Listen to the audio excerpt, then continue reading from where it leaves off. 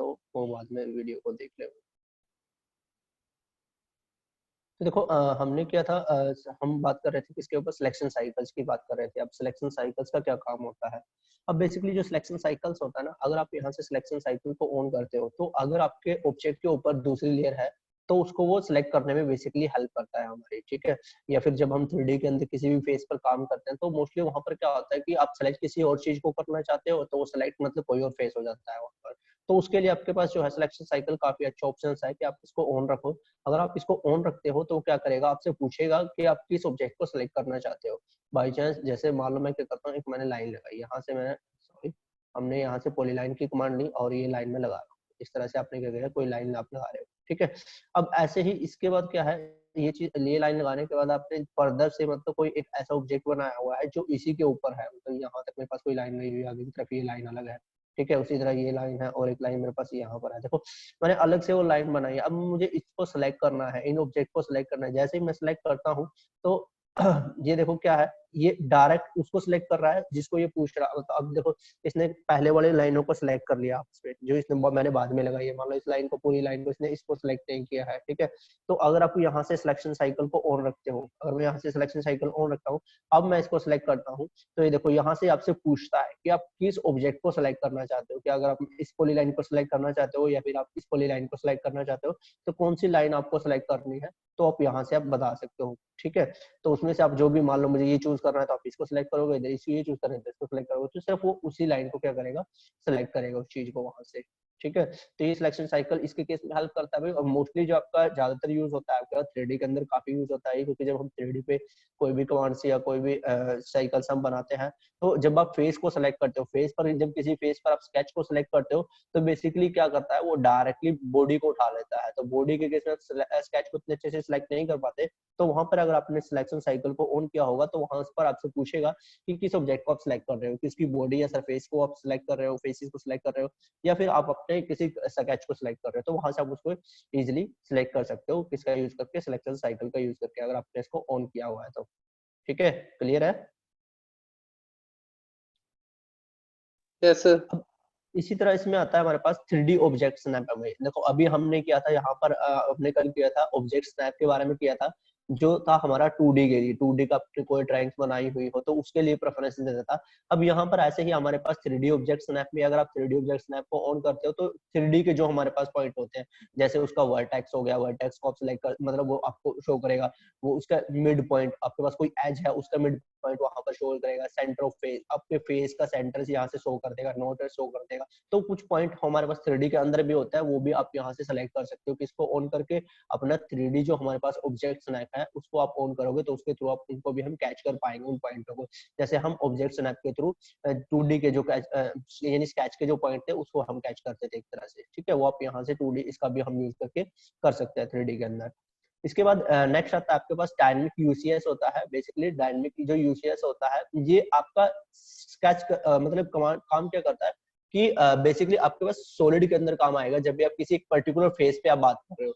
अब मान लो ऑटोकैड के अंदर होता है क्या कि मान लो आपके अगर डिफरेंट प्लेन पे आप काम कर रहे हो तो जिस भी फेसेस पे आप काम करना है उसको आप डायरेक्टली सिलेक्ट कर सकते हो, किसका यूज करके, अपने डायनेमिक यूसीएस का यूज करके। उसको वो क्या करेगा, एक्टिव प्लेन के अंदर कन्वर्ट कर देगा, ठीक है। वरना अदरवाइज आपको क्या करना पड़ेगा, उस प्लेन को सिलेक्ट करने के लिए हमारे पास कोऑर्डिनेट सिस्टम होते हैं, यदि एक्स वाई जेड पे आपको क्या करना पड़ेगा, प्लेन को सिलेक्ट करना पड़ेगा, फिर उस प्लेन पर आप क्या करोगे, कोई ड्राइंग्स को बनाओगे। तो बेसिकली ये भी आपके पास जो यूज होगा 3D के अंदर यूज होगा। 3D में जब हम काम करेंगे तो मैं आपको दिखाऊंगा कि अगर आप डायरेक्ट बनाना चाहते हो तो आप किस तरह से उस पेज पे आप काम कर सकते हो या फिर कैसे आप उसको बना सकते हो, ठीक है। या फिर देखो मैं जस्ट इसका एक एग्जांपल आपको दिखा देता हूँ।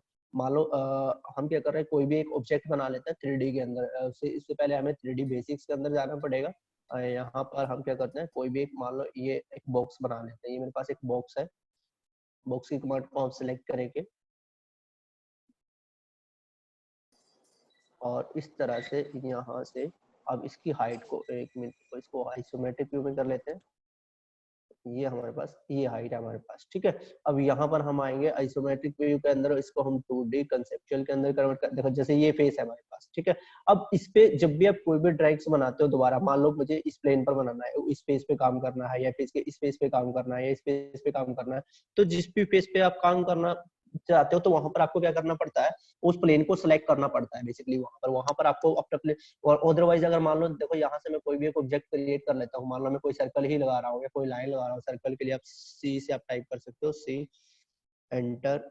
और यहाँ से मान लो मैं, अब देखो मैं इस फेस पर एक सर्कल बनाना चाहता हूँ, तो यहाँ पर अभी देखो उसने क्या किया, डायरेक्ट उसी फेस पर बनाया, क्योंकि हमारा यहाँ से क्या है, डायनेमिक जो यूसीएस है वो ऑन है। अगर मैं यहाँ से इसको ऑफ रखता हूँ, अब देखो अब दोबारा हम क्या करेंगे, सर्कल की कमांड लेंगे, सर्कल हम बनाएंगे एंटर, और मैं मान लो इस फेस पर मुझे बनाना है, तो यहाँ पर मैं बनाऊंगा ना, तो यहाँ पर देखो आपका सर्कल वो कहाँ बना रहा है बेसिकली, ये चीज। अब उसने बना तो दिया है वहां पर सर्कल, किंतु एग्जैक्ट उस पेज पर, इस पेज पर नहीं बनाया है उसने। वो क्यों, वो हमारा जो टॉप प्लेन है उसी पर उसने वो सर्कल बनाया हुआ है। यहाँ पर आप देख पाओगे, ये रहा हमारे पास जो सर्कल है, यहाँ पर बना हुआ है हमारे पास, नीचे की तरफ उसने सर्कल बनाया है। यानी हमें लग तो रहा, यहाँ पर रहा था कि हम इस पेज पर काम कर रहे थे, किंतु वो बना यहाँ पर रहा है। तो अगर आपको इस प्लेन, मान लो अभी देखो आपका जो प्लेन था, अब देखो आपको क्या करना पड़ेगा, मान लो इस प्लेन पर काम करने के लिए, या तो आपको आपके यूसीएस को चेंज करना पड़ेगा। यूसीएस चेंज हम यहाँ से कर सकते हैं, ये हमारे पास कोऑर्डिनेट्स होते हैं, 3 पॉइंट है, 3 पॉइंट के थ्रू मान लो मैं यहाँ पर कोई 3 पॉइंट दूंगा कि एक पॉइंट यहाँ पर होगा, ये मेरे पास वाई होगा, ये एक्स होगा, इस तरह से मेरे पास वाई होगा, और इस तरह से जेड। आप देखो ये आपने फेस चेंज कर दिया, तब जाके आपके पास क्या सर्कल या जो भी कमांड लेगा वो आपकी उस फेस के अंदर बनाएगा। जैसे मैं सर्कल ही कमांड ले लेता हूँ, अब यहाँ से कहीं से भी मैं सर्कल को सिलेक्ट करता हूँ, तो इस तरह से अब बनाएगा वो उस पेज पर, ठीक है। यानी हमें क्या करना पड़ता है, बेसिकली अपने यूसीएस को चेंज करना पड़ता है अपनी 3D ड्राइंग्स में हम जब भी काम करते हैं।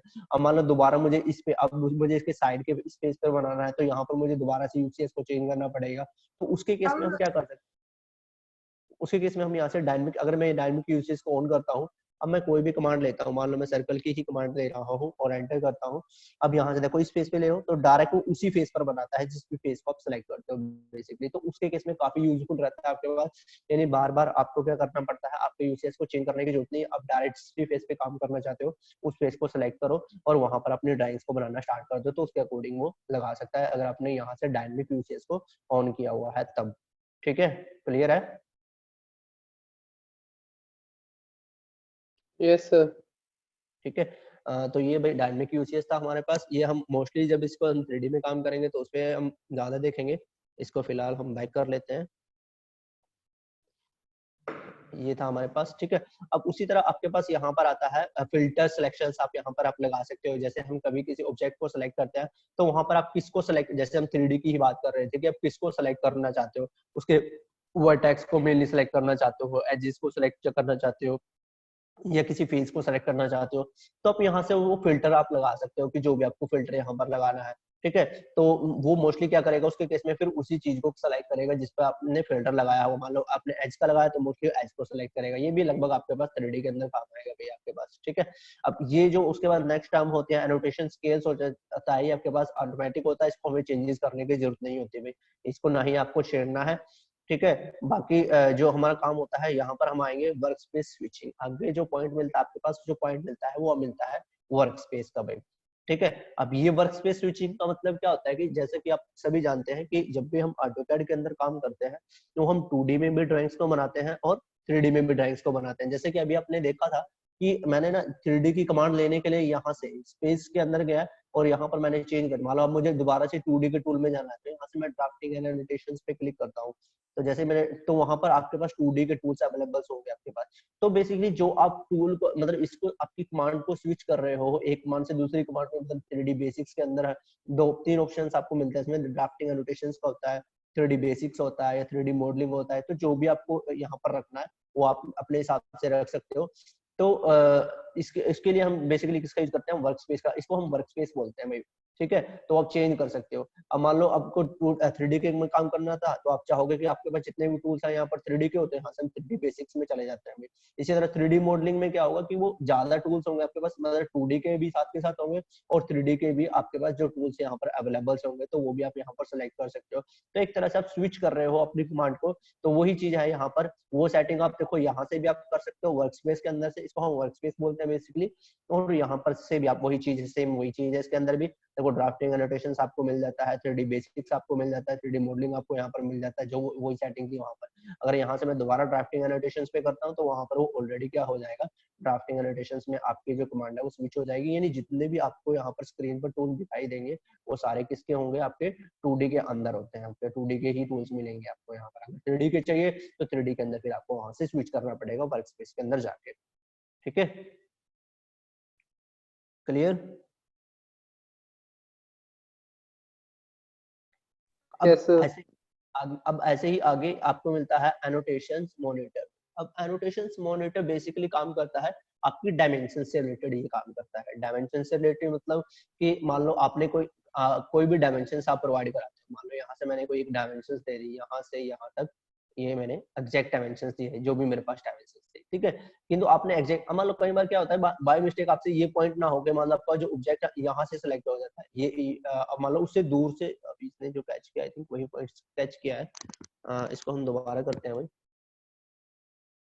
यहाँ पर हम डायमेंशंस को सिलेक्ट करेंगे और यहाँ से कहीं से सिलेक्ट कर लेंगे ये पॉइंट और ये पॉइंट, कुछ इस तरह से आपके मतलब आपके पॉइंट से जस्ट पास से कहीं से भी मान लो आपसे क्या होगा कि बाय मिस्टेक आपके डायमेंशन से उस पॉइंट से ना आके थोड़ा दूर से आई है, ठीक है।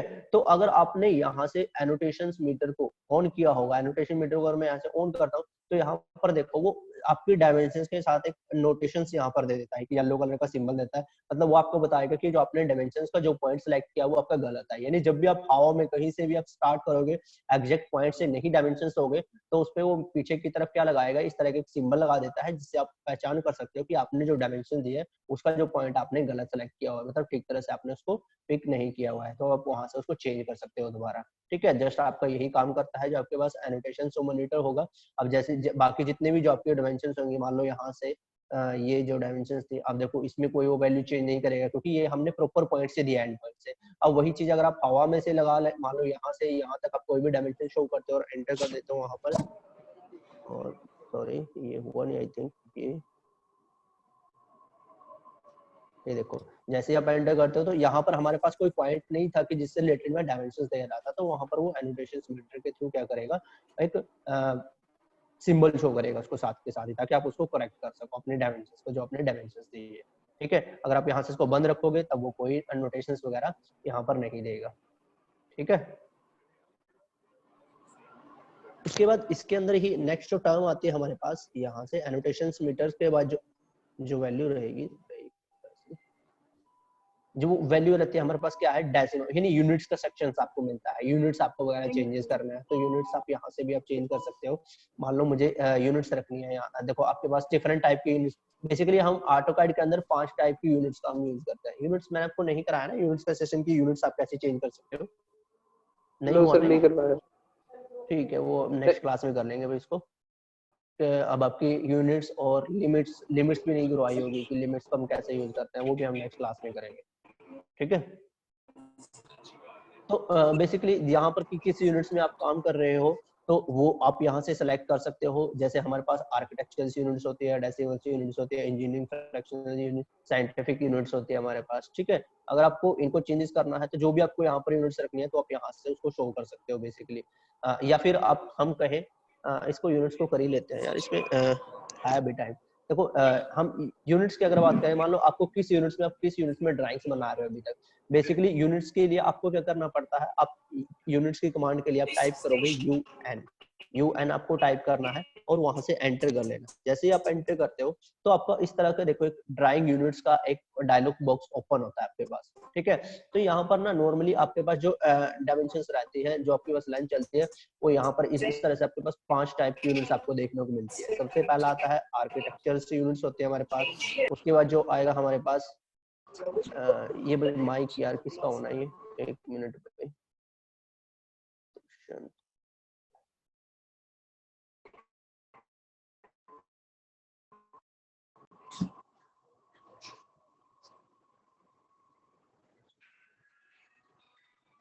ठीक है, तो आपके पास देखो इस टाइप से आपके पास क्या मिलेगी, यूनिट्स मिलेगी, जिसमें हमारे पास आर्किटेक्चर यूनिट्स होता है, डेसिमल यूनिट्स होता है, इंजीनियरिंग होती है, फ्रैक्शनल यूनिट्स और साइंटिफिक यूनिट्स होती है। बेसिकली जो नॉर्मली हम जो यूनिट्स यूज करते हैं वो 3 तरह की यूनिट्स हम यूज करते हैं इसके अंदर, या तो आर्किटेक्चर्स करते हैं, डेसिमल्स करते हैं, या इंजीनियरिंग यूनिट्स का हम यहाँ पर यूज करते हैं। ठीक है। फ्रैक्शनल और जो साइंटिफिक यूनिट्स है ये हम नॉर्मली यूज नहीं करते ऑटोमर के अंदर। अब अगर हम बात करें जैसे हम इंपीरियल यूनिट्स की अपनी बात करें, इंपीरियल यूनिट्स के अंदर जैसे आपके पास आ जाते हैं कि आप एमएम में काम कर रहे हो, सेंटीमीटर के अंदर काम कर रहे हो, किलोमीटर के अंदर काम कर रहे हो, ठीक है। तो उसके लिए हम जो चूज करते हैं, हम डेसिमल को ऑप्शन को चूज करते हैं भाई हमेशा, ठीक है। उसके बाद फिर यूनिट टू स्केल्स इंसर्ट्स के अंदर आप आओ, यहाँ पर आओगे, फिर उसके हिसाब से जिस यूनिट्स में हम काम कर रहे थे, मान लो मिलीमीटर में काम कर रहे थे, यहाँ से हम मिलीमीटर को सिलेक्ट करते हैं, सेंटीमीटर में काम कर रहे हो तो सेंटीमीटर को हम चूज करेंगे, मीटर में काम करोगे तो मीटर को, किलोमीटर में है तो किलोमीटर, तो मतलब यहाँ से आप उस यूनिट्स को चूज करोगे जिस यूनिट्स में आप काम कर रहे थे। डेसिमल्स तो आपको रखना है, अगर इंपीरियल यूनिट्स की बात कर रहे हैं तो हमेशा आपके पास डेसिमल्स होगा, और यहाँ से फिर आप यूनिट्स का चूज करोगे कि किस यूनिट पे आप काम कर रहे हैं, मतलब एमएम में था तो यहाँ से मिलीमीटर को आप सेलेक्ट करोगे, ठीक है। उसी तरह आप यहाँ पर आपके पास क्या आता है, प्रेसिशन की वैल्यू आती है। प्रेसिशन होता है कि डॉट के बाद आपको कितनी वैल्यू चाहिए, कितने पॉइंट आपको चाहिए, तो आप वो यहाँ से आप लगा सकते हो इसके अंदर से, ठीक है।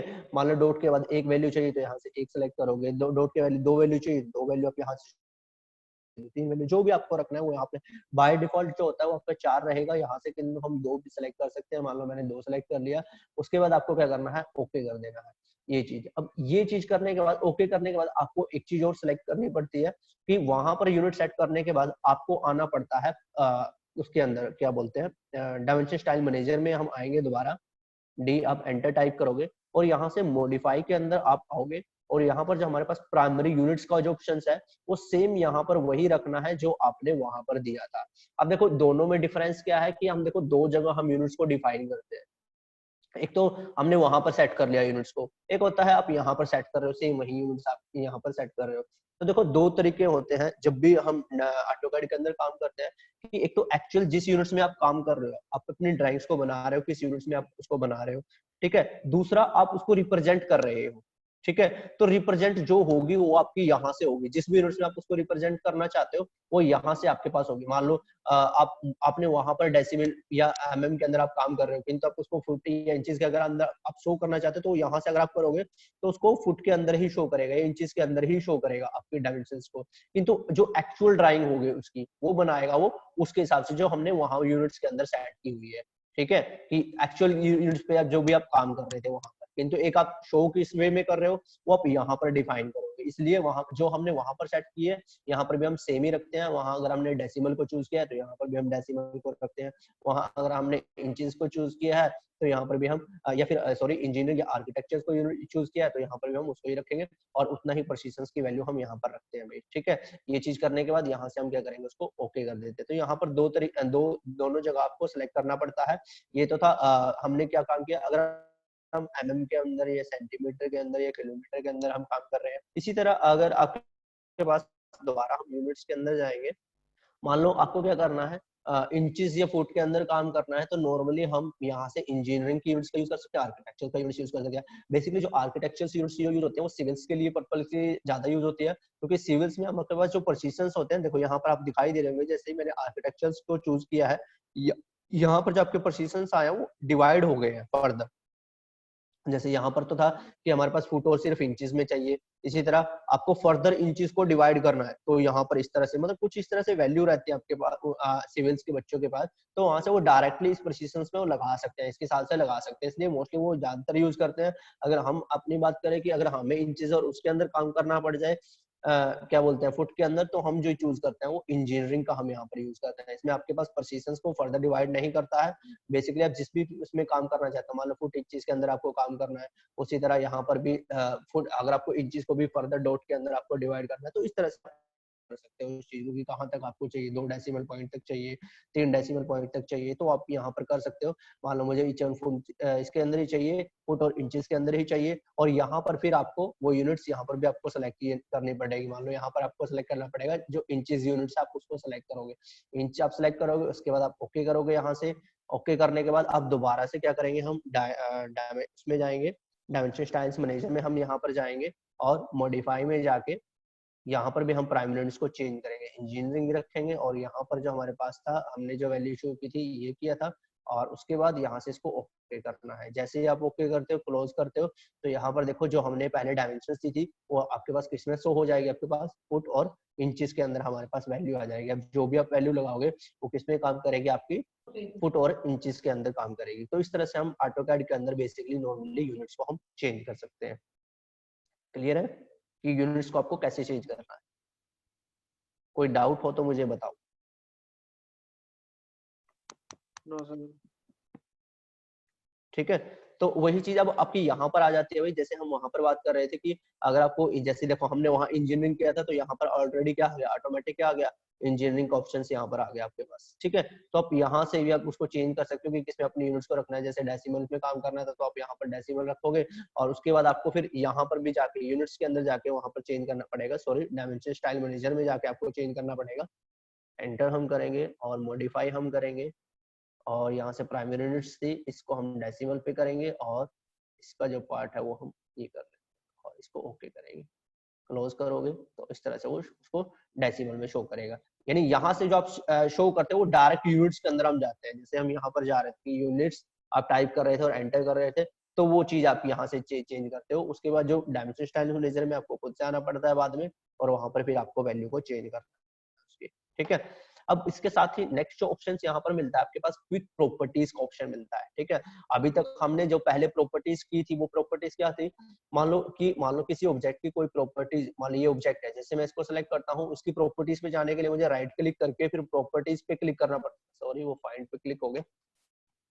यहाँ पर इस ऑब्जेक्ट को सिलेक्ट करने के लिए यहाँ पर गए हो, फिर इसकी प्रॉपर्टीज पर हम जाते थे, फिर उसकी प्रॉपर्टीज दिखाता था। किंतु अगर इसकी कुछ प्रॉपर्टीज ऐसी होती है, जो कुछ प्रॉपर्टी है वो एक साथ ही, जैसे आप ऑब्जेक्ट को सिलेक्ट करते हो साथ के साथ ही वो शो कर देता है।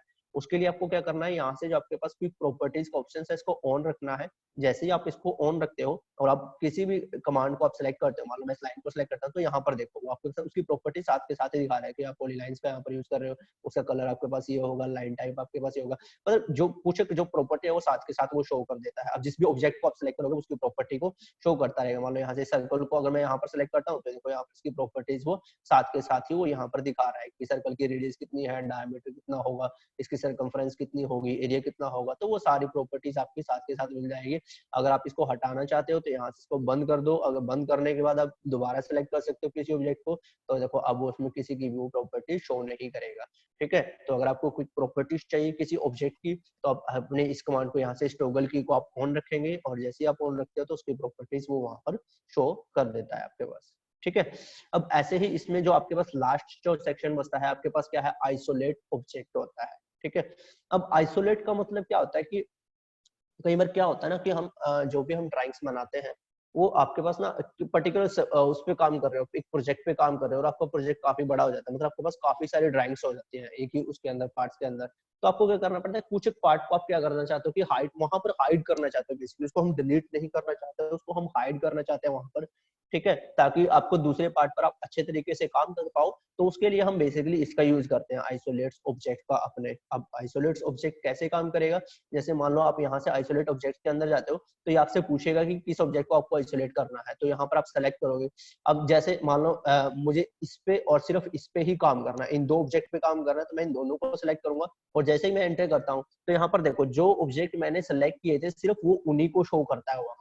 ठीक है, आपको सिर्फ वही दिखाई देंगे, बाकी जितने भी आपके स्क्रीन पर ऑब्जेक्ट होंगे वो सारे क्या हो जाएंगे, हाइड हो जाएंगे एक तरह से। ठीक है, तो आप इजिली से फिर उस ऑब्जेक्ट पे आप काम कर सकते हो। उस पे जैसे आपका काम खत्म होता है उसके बाद आप दोबारा यहाँ से उस पे आओगे, और यहाँ से एंड ऑब्जेक्ट आइसोलेशन का ऑप्शन यहाँ पर साथ के साथ आपको मिल जाता है।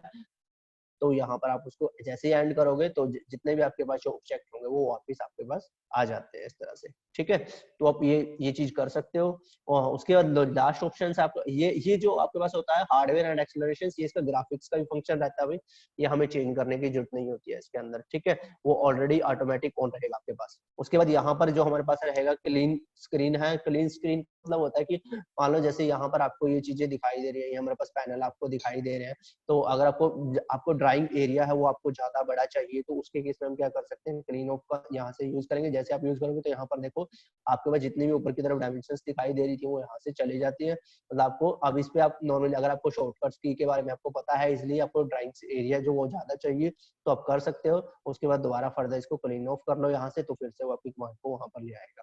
ठीक है, तो ये थी भाई हमारे पास कुछ टॉगल्स की चीज के अंदर जिसका हमने अभी तक यूज किया है। ठीक है, अभी इसके अंदर सिर्फ एक जो टॉगल की रहती है वो आपकी कंस्ट्रेंट्स की रहती है, वो भी हम करेंगे, वो हम नेक्स्ट क्लास में करेंगे किसी दिन। ठीक है, अब बाकी टॉगल्स की के अंदर आपके पास इतना था। आई होप आपको ये सारी जो की है इसके बारे में पता लगा होगा, ये समझ में आया होगा। ठीक है, अब इसमें हम क्या करेंगे आज, जो नेक्स्ट इसके अंदर कर लेते हैं भाई, ये तो था आपके पास टॉगल्स की हो जाएगी यहाँ पर। अभी जो आपका क्वेश्चन रह गया है वो एक यूजर इंटरफेस का रह गया, वो हम बाद में कर लेंगे। इसमें आपके पास टेक्स्ट टेक्स्ट का ऑप्शन आता है भाई, कि आपको कोई टेक्स्ट लिखना है या फिर आपको कोई नोटेशंस वगैरह रखनी है, नोटेशंस वगैरह हम देते हैं कोई, तो वो आप कैसे दे सकते हो इसके अंदर। ठीक है, तो उसके लिए नॉर्मली हम किसका यूज करते हैं, बेसिकली हम टेक्स्ट का हम यूज करते हैं भाई। ठीक है, कि आप ऑटोकैड के अंदर टेक्स्ट को कैसे लिखोगे। तो नॉर्मली जो हम ऑटोकैड के अंदर टेक्स्ट लिखते हैं, या फिर जैसे आपने ड्राइंग्स में देखा होगा कि कहीं पर कोई वैल्यू आपके पास लिखी रहती है, या फिर इसके अंदर ही मुझे कुछ लिखना है, ठीक है, शो करना है कुछ, तो उसके वो हम कैसे लिखेंगे, टेक्स्ट के थ्रू लिखेंगे। अब जब भी आप ऑटोकैड के अंदर काम करते हो तो दो तरह के टेक्स्ट होते हैं हमारे पास। एक होता है हमारे पास सिंगल लाइन टेक्स्ट होता है, और दूसरा जो हमारे पास ऑप्शन मिलता है, आपके पास जो मिलता है मल्टी लाइन टेक्स्ट का ऑप्शन मिलता है आपको। ठीक है, एक होगा सिंगल लाइन टेक्स्ट और जो दूसरा होगा आपके पास मल्टी लाइन टेक्स्ट होता है। अब सिंगल लाइन टेक्स्ट कैसे काम करता है, जैसे अगर मैं सिंगल लाइन टेक्स्ट की बात करूं तो उसमें क्या करता है ये, इसमें हम ना ज्यादा इसमें चेंजेस नहीं कर सकते, मतलब जो बाय डिफॉल्ट जो इसके अंदर ऑप्शंस रहते हैं वो वही उठाता है। जैसे मान लो मैंने यहाँ से सिंगल कोई भी एक लाइन में यहाँ पर लेता हूँ, और अभी ये पूछ रहा है कि स्पेसिफाई स्टार्ट पॉइंट, कहाँ से आप स्टार्ट करना चाहते हो, तो यहाँ से मुझे स्टार्ट करना है। अब टेक्स्ट की हाइट पूछ रहे हैं कि आपको टेक्स्ट की जो हाइट रखनी है वो कितनी रखनी है, मान लो मुझे यहाँ से 2 रखना है, 3 रखना है, तो जितनी भी आप टेक्स्ट की हाइट रखोगे तो उसके हिसाब से वो उसकी हाइट, मान लो मुझे 2 रखनी है तो मैं 2 हाइट रख देता हूँ, 2 हाइट रखा उसने। उसके बाद एंगल, किस एंगल पर आप उसको लेके जा रहे हो, अगर किसी पर्टिकुलर एंगल पर चाहिए तो आप एंगल दे सकते हो, अदरवाइज इसको एंगल को आप 0 रखो, एंटर करो। अब आप जो भी आप यहाँ पर आप टाइप करोगे, मान लो यहाँ पर मैं जो भी लिखना स्टार्ट करता हूँ, तो ये देखो इस तरह से आप क्या कर सकते हो, लिख सकते हो, आप जहां पर आप क्लिक करते जाओ उसकी हाइट के हिसाब से वो आप लिखते रहोगे। ये देखो इस तरह से हम लिखते रहेंगे उसके अंदर। अब इसमें एक चीज है, इसमें एक दिक्कत है, जैसे आप यहाँ पर लिख देते हो, एस्केप में यहाँ पर कर लेता हूँ, तो देखो यहाँ पर इसने ये कुछ ऑब्जेक्ट यहाँ पर, मतलब ये कुछ टेक्स्ट यहाँ पर उसने लिख दिए हैं। ठीक है, किंतु इसमें अगर मुझे चेंजेस करना, चेंजेस तो आप कर सकते हो, इस पे मैं डबल क्लिक करूंगा तो मैं इसमें क्या कर सकता हूँ, इसमें कुछ चेंजेस कर सकता हूँ, किंतु मैं इसका फॉन्ट साइज को इंक्रीज नहीं कर सकता। जो भी इसका हमने फॉन्ट साइज दिया है जो बाय डिफॉल्ट है वो वही रखेगा इसके अंदर। ठीक है, इसको हम बड़ा नहीं कर सकते। ठीक है, साइज हमारा उतना ही रहेगा जो हमने एक बार पहले सेलेक्ट कर लिया ऑलरेडी, इसके अंदर वही रहेगा। इसलिए हम नॉर्मली जब भी हम टेक्स्ट लिखते हैं, टेक्स्ट लिखने के लिए हम किसका यूज करते हैं, यहाँ से मल्टी लाइन टेक्स्ट हमारे पास ऑप्शन होता है, हम इसका हम यूज करते हैं बेसिकली। ठीक है, अब मल्टी लाइन कैसे काम करता है कि मल्टी लाइन पे जैसे ही आप सिलेक्ट करते हो तो आपसे पूछता है कि आपको टेक्स्ट है वो कहाँ से कहाँ तक लिखना है, तो आप वो एरिया डिफाइन करते हो उसको, बेसिकली जैसे मुझे यहाँ से यहाँ तक टेक्स्ट लिखना है तो वो एरिया यहाँ पर आ जाता है। ठीक है, अब आप कितना यहाँ पर टेक्स्ट, जो भी आप टेक्स्ट यहाँ पर लिख रहे हैं, मान लो मुझे यहाँ पर ये मैं टेक्स्ट लिख रहा हूँ, ये मैंने कोई भी एक टेक्स्ट लिख लिया, अब इसका मुझे साइज वगैरह चेंज करना है तो मैं इसको सिलेक्ट करूंगा और यहाँ पर देखो आपके पास साइज का ऑप्शन दिया रहता है, तो आप वो चेंज कर सकते हो साथ के साथ ही। जैसे मान लो मैंने 4 रखना है तो एंटर करोगे तो वो जो आपके पास टेक्स्ट होगा वो 4 का हो जाएगा। ठीक है, इनको बोल्ट करना है तो बोल्ट आप यहाँ से कर सकते हो, इटैलिक में आपको लेके आना है, क्रॉसिंग करनी है इसके ऊपर, तो वो सारी चीजें आपको, वो सारे ऑप्शंस आपको यहाँ पर मिल जाते हैं। अब ऐसे जैसे फॉन्ट साइज है, इनके फॉन्ट साइज को आप चेंज कर सकते हो, कि देखो जैसे कि साथ के साथ वो नीचे चेंज हो रहे हैं कि किस टाइप में आपको फॉन्ट साइज रखना है, वो भी हम यहाँ पर अपनी मर्जी से रख सकते हैं। मान लो मुझे ये फॉन्ट साइज रखना था तो उसी हिसाब से आ जाएगा। कलर आप साथ के साथ इसमें चेंजेस कर सकते हो कि किस कलर का आप यहाँ पर टेक्स्ट रखना चाहते हो। ठीक है, तो जस्टिफिकेशन आप देख सकते हो यहाँ पर कि टॉप लेफ्ट में रखना है, सेंटर पे रखना है, या राइट में रखना है, मिडल में रखना है, या फिर मिडल सेंटर पर रखना है, जहां पर भी आप इसको रखना चाहते हो तो वहां से आप उसको रख सकते हो। ठीक है, और साथ के साथ कोई सिंबल वगैरह आपको ऐड करने हैं, जैसे डिग्री का सिंबल है, डिग्री हम ऐड कर सकते हैं। ठीक है, उसके बाद आपके पास सिंबल्स में आ जाता है कि प्लस माइनस का सिंबल है तो वो आप यहाँ पर ऐड कर सकते हो, डायमीटर का सिंबल है तो वो आप ऐड कर सकते हो। तो जो भी आपको चीज यहाँ पर लिखनी है आप उसको सिलेक्ट करो और वहां पर उसके बाद आप यहाँ पर एंटर कर दो। जैसे आप एंटर करोगे तो वो आपके पास टेक्स्ट आ जाएगा। अब जैसे मान लो मुझे इसके अंदर कुछ चेंजेस करने हैं, दोबारा से आप इसमें चेंजेस करना चाहते हो तो वो भी आप काफी इजिली कर पाओगे। इस पे आप दोबारा डबल क्लिक करो, जैसे आप डबल क्लिक करते हो तो यहाँ पर आप देखोगे कि सारी कमांड आपके पास दोबारा एक्टिव हो जाती है, तो आप इसमें इजीली से चेंजेस कर सकते हो। जैसे मुझे इसके साइज को फर्दर इंक्रीज करना था तो यहाँ से आप साइज को इंक्रीज कर सकते हो, कम करना तो कम कर सकते हो, दोबारा फिर वही सारे चेंजेस आप यहाँ से आप इस टेक्स्ट के अंदर कर सकते हो। ठीक है, तो इसलिए हम जब भी हम टेक्स्ट लिखते हैं हमेशा किसका यूज करते हैं, ऑटोकैड के अंदर टेक्स्ट लिखने के लिए मोस्टली हम जो यूज करेंगे वो मल्टी लाइन हमारा जो टेक्स्ट होता है उसका यूज करते हैं। क्लियर है?